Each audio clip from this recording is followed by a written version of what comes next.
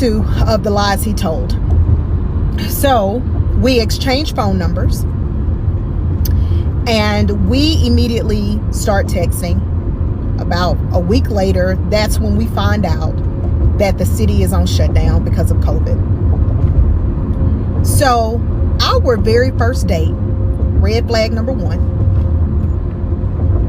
because it's going to be several, just so you know, it's going to be several. First red flag, hey, you know, if it's okay with you, I'm going to be at work all day. Is it okay if I pull up on you? You know, we can do dinner at your house. You don't have to cook. You know, we can order a piece of something light, you know, something like that. And I said, okay, cool. My son, the only son that I had at the time, which for this series, his name is Walker. Walker was with his dad that day, so I had the house to myself. It had to be a Wednesday or a Thursday. So I ordered the pizza, and he showed up. And so we sat, we talked, and we began to start having engaging conversations about who we were to one another, such as, hi, I'm Jill, I'm from Mississippi, I have one kid, yada, yada, yada. All right. When you initially have a conversation with someone, you don't expect them to give you any information that's not true, right? So this is how our conversation went. Jared tells me that he was originally from Louisiana. He was born and raised in Louisiana. His grandmother, you know, raised him. He had a daughter. He had been married before, and his ex-wife cheated on him. Ex-wife cheated on him.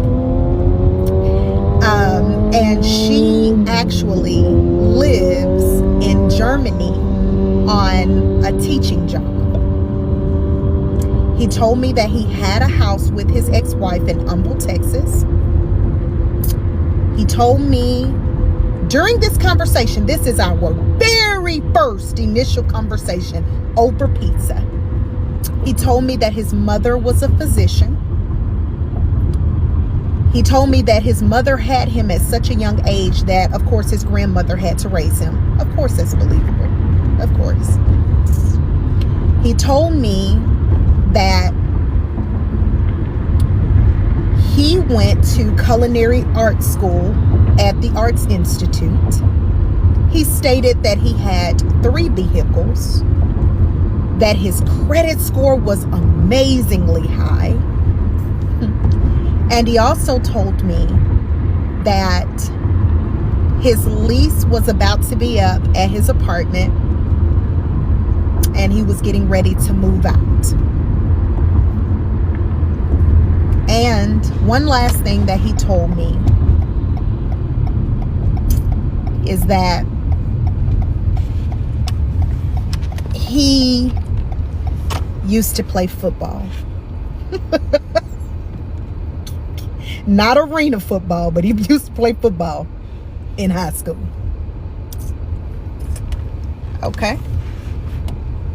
Also, in addition to going to the Arts Institute for Culinary Arts, he also said that he graduated from U of H, which is University of Houston, with a degree in hotel management, I believe he said, hotel management. By him being in the restaurant business, I definitely believe that. Okay. As the time goes on, as the parts come, as they start to move, I'll be exposing most of it. And if I remember other things, I'll make sure to let you know. So, like I said before, this was our initial conversation with one another.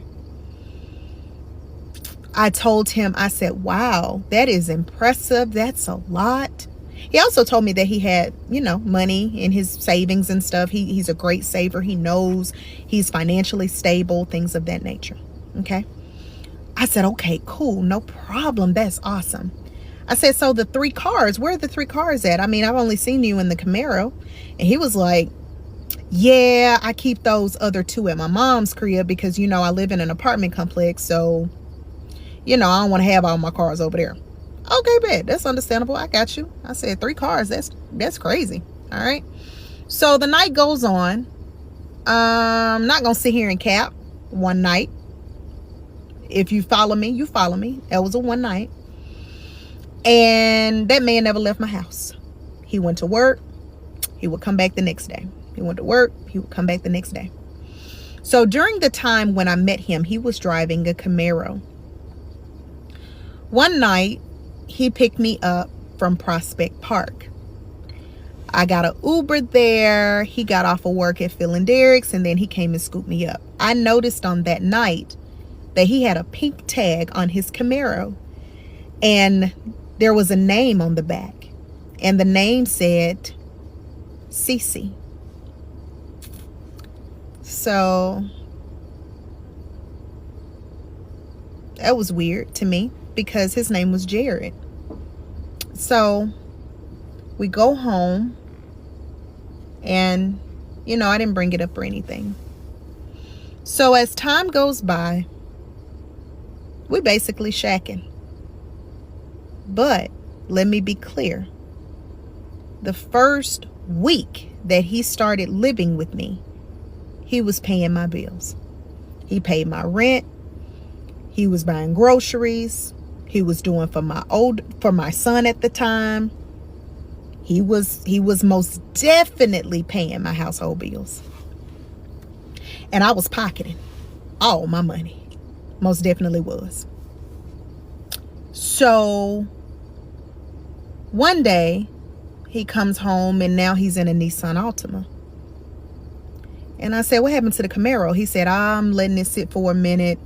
You know, I need to get some tires on it or what have you. I keep spinning out trying to come home. So, you know, I'm going to just let it sit. So now, you know, I'm going to drive the Nissan. I said, okay, cool. You know, I remember you saying you had a couple cars. I said, so what a Camaro at? He said, oh, I got it sitting over at my mom's crib. I said, okay, cool. He says, so I really would like for you to meet my daughter. Now, he told me on one of our initial conversations that he goes and he sits at the grandmother's stop sign to get his daughter from school every day because her mother cannot do so. I said, wow, you pick up your kid every day? Like from the bus? He said, yeah, she's out there in Humble. So I drive out there to Humble, make sure she gets off the bus fine and everything. And then sometimes, you know, I go and take her to get something to eat, and then I just run her back to her mom's.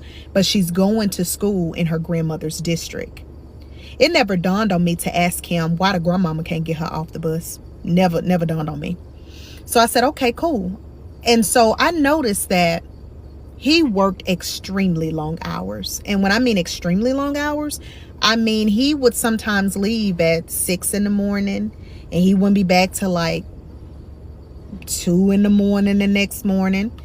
You know, when Phil and Derek's, they stay open till about 2, but he would say, no, we got inventory, babe. We doing this, we doing that. So of course, when you're in the restaurant business, I know, you know, they have long hours. I do know that. So I ain't knock him. I ain't asked too many questions at the beginning because I was like, surely he working. He paying these bills. He working. I ain't worried about it. That's why I fucked up. I didn't ask shit. And I'm going to tell you now, when I get to part 3, you'll start to see the lies he told.